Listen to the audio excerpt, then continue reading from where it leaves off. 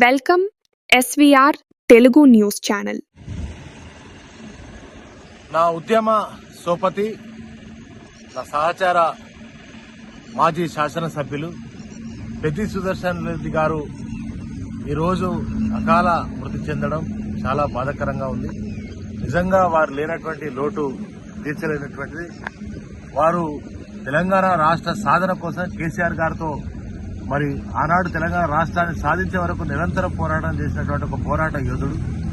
అదేవిధంగా తెలంగాణ వచ్చిన తర్వాత కార్పొరేషన్ చైర్మన్ గా తను పనిచేస్తున్నటువంటి కాలంలో మరి ఆ రోజు తన జీతభత్యాలు కూడా తీసుకోకుండా ఒక నిస్వార్థమైనటువంటి ప్రజాసేవకుడు, పోరాట యోధుడితో పాటుగా మరి కేసీఆర్ గారికి కొడుకుదల్లాగా ఆ రోజు వరంగల్ జిల్లాలో 2 సార్ల వరంగల్ ఉమ్మడి జిల్లా అధ్యక్షుడిగా కూడా పనిచేసి పార్టీకి అనేక సేవలు ఇచ్చాడు.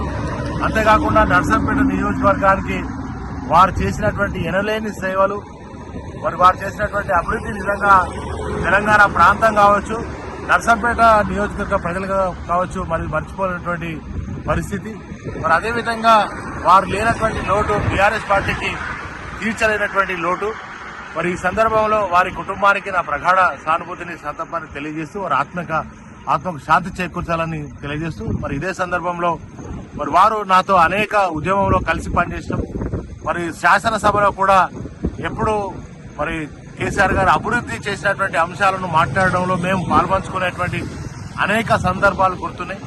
మరి కేసీఆర్ గారు మాటే వారికి వేదవాక్కుగా ఉన్నటువంటి సందర్భం. అంతేకాకుండా మా నియోజకవర్గానికి మన గౌరవనీయులు పెద్దలు జీవన్ రెడ్డి గారు మరి పార్టీలో చేరుతున్న సందర్భంలో మా నియోజకవర్గ ఇన్ఛార్జిగా కూడా వారు మా నియోజకవర్గ సేవలు కూడా అందించారు. మరి ఇదే సందర్భంలో వారిని బ్రతికించుకోవడం కోసం బీఆర్ఎస్ పార్టీ కేసీఆర్ గారు అనేక విధాల, కేటీఆర్ గారు, హరీష్ రావు గారు అనేక విధాల డాక్టర్లతో మాట్లాడి మరి వారిని ఎలాగైనా బతికించుకోవాలని బీఆర్ఎస్ పార్టీ కూడా చాలా కృషి చేసినటువంటి పరిస్థితి జరిగింది. మరి ఈ సందర్భంలో వారు లేని లోటు అనేది మరి తీర్చలేనిది కనుక నా బాధ హృదయంతో వాళ్ళ దిగ్భ్రాంతి వ్యక్తం చేస్తూ మరొకసారి వాళ్ళ కుటుంబానికి నా ప్రగాఢ సానుభూతిని తెలియజేస్తూ మరి వారు లేని లోటు మనం తీర్చలేము కనుక మరి వారి ఆత్మకు శాంతి చేకూరాలని మరొకసారి కోరుకుంటాం.